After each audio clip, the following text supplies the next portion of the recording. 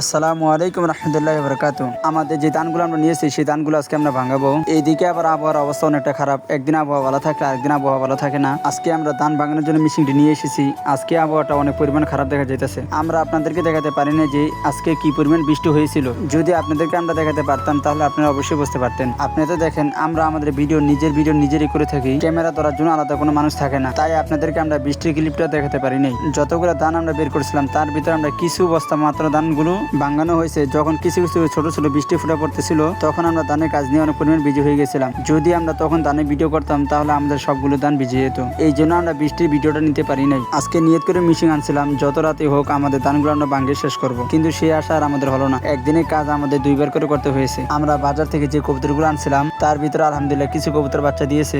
বাচ্চাগুলো যখন বড় হয়েছে তখন আমাদের কবুতরের পান্নিগুলো 3-4টা কবুতর হারিয়ে গিয়েছে। আবার একটা কবুতর আমাদের কারেন্টের শর্ট খেয়ে মারা গেছে। দুঃখের বিষয় হইতেছে সবগুলো পান্নি ছিল, কোনো পায়রা কবুতর ছিল না। যেটা কারেন্টের শর্ট খেয়ে মারা গেছে এই কবুতরটাও পান্নি কবুতরই ছিল। সেই কবুতরটা আমাদের অনেক পরিমাণ পছন্দের একটা কবুতর ছিল। সেই কবুতরটা আমাদের চাকরির বাচ্চা কবুতর ছিল। আপনাদেরকে তো আমরা বলছিলাম যে যেদিনে আমরা ধানগুলো ভাঙানোর জন্য বের করেছিলাম ওই দিনই অনেক পরিমাণ বৃষ্টি হয়েছে, তাই আর আমাদের ধানগুলো ভাঙানো হয় নাই। তার 2 দিন পরে আমরা আমাদের ধানগুলো ভাঙানোর জন্য বের করছি। আলহামদুলিল্লাহ আজকের আবহাওয়াটা অনেক পরিমাণ ভালো ছিল। যখন আমরা ধানগুলো ভাঙিয়ে চাল যখন হয়েছে সেই চালগুলো গড়ানোর পর এত পরিমাণ বৃষ্টি হয়েছে যা বলার বাইরে। তারপর আল্লাহ তাআলার নিকট শুকরিয়া আদায় করি, আল্লাহ তাআলা আমাদের চালগুলো ভিজায় নাই। তো সকালে ভালো থাকবেন, সুস্থ থাকবেন, আমাদের জন্য দোয়া করবেন। আসসালামু আলাইকুম রহমতুল্লাহি ওয়া বারাকাতুহু। আল্লাহ হাফেজ।